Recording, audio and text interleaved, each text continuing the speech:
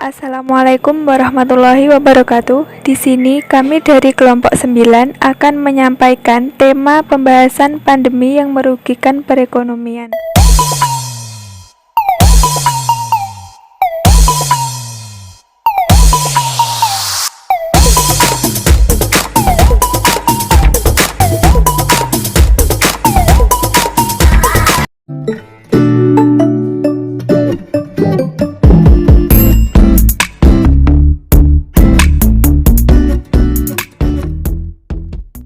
COVID-19 atau virus corona, pada awalnya virus ini berasal dari Cina.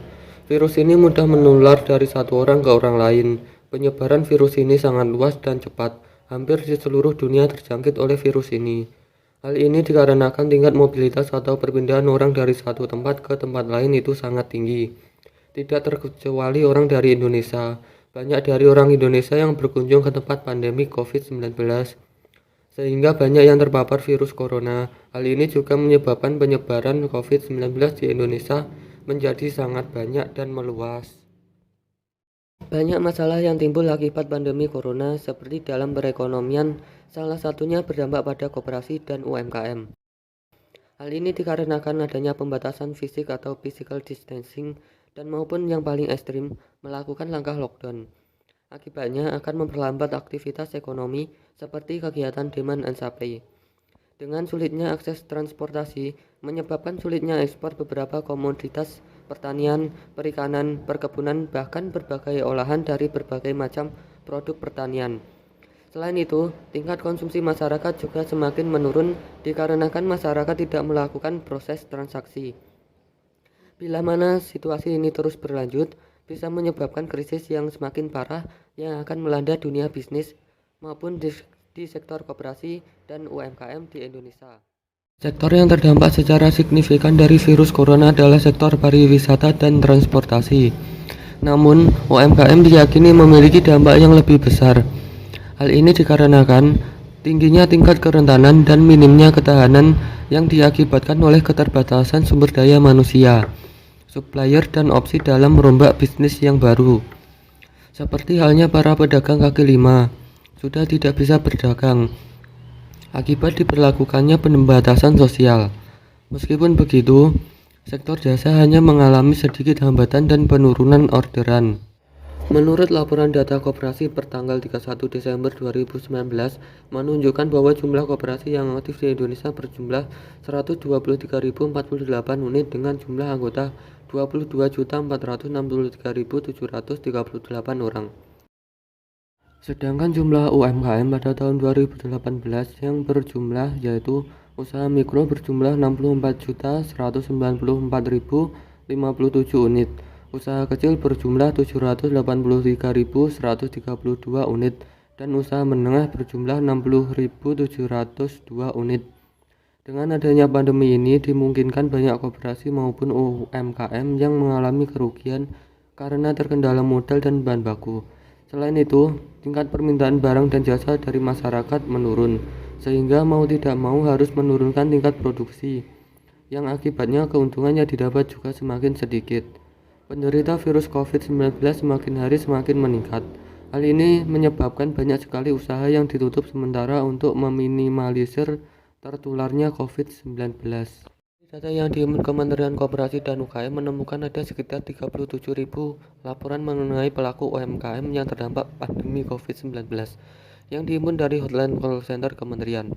Sekitar 87,4% pelaku usaha yang terdampak berada pada level mikro, dengan masalah 56% mengalami penjualan yang menurun, 22% mengalami masalah permodalan, 15% mengalami masalah distribusi yang terhambat, dan 4% mengalami kelangkaan bahan baku. Sedangkan koperasi yang terdampak pandemi merupakan koperasi konsumen. Hal ini dikarenakan adanya kebijakan physical distancing maupun pembatasan sosial berskala besar, sehingga berpengaruh terhadap tingkat daya beli masyarakat, di mana tingkat daya beli masyarakat menjadi menurun, dengan dampak yang paling parah sekitar 45% dari total sejumlah 781 unit. 8% atau 158 unit berdampak pada layanan koperasi, dan sebanyak 7% atau sekitar 152 unit berdampak pada produsen koperasi. Dengan adanya pandemi ini, Kementerian Koperasi dan UKM merilis sebuah e-form untuk kepentingan pendataan pelaku koperasi dan UMKM yang terdampak pandemi COVID-19. Hal ini bertujuan agar fasilitas berupa bantuan pemerintah bisa tepat sasaran. Penyebaran COVID-19 berpotensi secara ekonomi terhadap kelangsungan koperasi, usaha mikro, kecil, dan menengah. Oleh karena itu, perlu adanya pendataan secara nasional untuk mengetahui kondisi yang dialami usaha UMKM apabila kesulitan bahan baku, proses produksi terganggu atau permintaan pasar yang turun secara drastis. Selain itu, pemberian bantuan kredit dalam skala besar kepada UMKM yang terdampak corona, serta pemberian relaksi pembayaran angsuran dan perpanjangan masa peminjaman hingga penyesuaian suku bunga bagi UMKM. Pemerintah memberikan bantuan langsung tunai atau BLT dan kartu prakerja. Kemenkop UMKM melakukan mitigasi bagi sektor koperasi dan UMKM terdampak COVID-19 dengan memberikan stimulus daya beli produk dan juga BUMN sebagai off-taker produk pangan dan bahan pokok. Dalam menjalankan bisnis UKM di saat perekonomian Indonesia terdampak virus COVID-19 ini sangat sulit sekali. Bahkan ada beberapa sektor usaha yang hampir mengalami kelumpuhan dan ujung-ujungnya mempengaruhi perekonomian negara dan menyebabkan pelambatan aktivitas ekonomi secara global. Pada akhirnya, seorang bisnis UKM harus pintar-pintar berpikir kreatif supaya bisa menemukan cara untuk menjaga kondisi perusahaannya agar tetap bertahan dan tetap stabil, tanpa perlu saling bertatap muka dan akan khawatir tertular virus corona di masa ini. Untuk mengatasi persoalan ini, seorang bisnis bisa menjalankan sejumlah strategi agar bisnis tetap berjalan di tengah ancaman resesi ekonomi akibat COVID-19 dan pelambatan aktivitas ekonomi secara global. Upaya-upaya untuk mengatasinya yaitu yang pertama, pastikan cash flow terjaga dengan sehat. Arus kas adalah salah satu unsur yang paling penting dalam berbisnis, sehingga satu bisnis harus mampu mengelola uang tunai secara optimal dengan baik. Jika tidak, maka resikonya bisnis yang Anda jalankan mengalami kebangkrutan. Yang kedua, rencana ulang pendapatan dan pangkas anggaran biaya. Rencana anggaran biaya dalam bisnis adalah sebuah outline yang sengaja dibuat untuk mengorganisir bisnis mereka sesuai dengan budget atau pengeluaran yang diperlukan. Yang ketiga, selalu monitor transaksi bisnis. Para pelaku bisnis tidak lepas dari aktivitas transaksi perbankan. Untuk menghindari resiko terkena virus corona di ruang publik, sebaiknya menghindari kunjungan ke kantor cabang secara langsung dan lebih baik memilih transaksi via online. Yang keempat, perhatikan kondisi stok barang.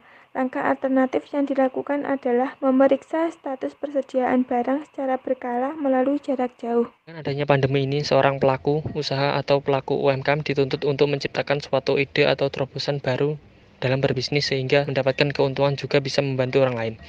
Adapun usahanya seperti berikut. Yang pertama, bisnis masker. Masker saat ini sangat dibutuhkan bagi orang sakit maupun tidak, terlebih lagi masker kain. Dengan adanya masker kain ini dapat menciptakan nilai tambah bagi pelaku UMKM yang melakukannya. Selain itu juga mengurangi ketergantungan terhadap masker kesehatan. Yang kedua, bisnis hand sanitizer. Selain masker, peluang yang dihasilkan dari penjualan hand sanitizer sangat tinggi dengan merujuk standar WHO dalam pembuatannya. Yang ketiga, makanan delivery.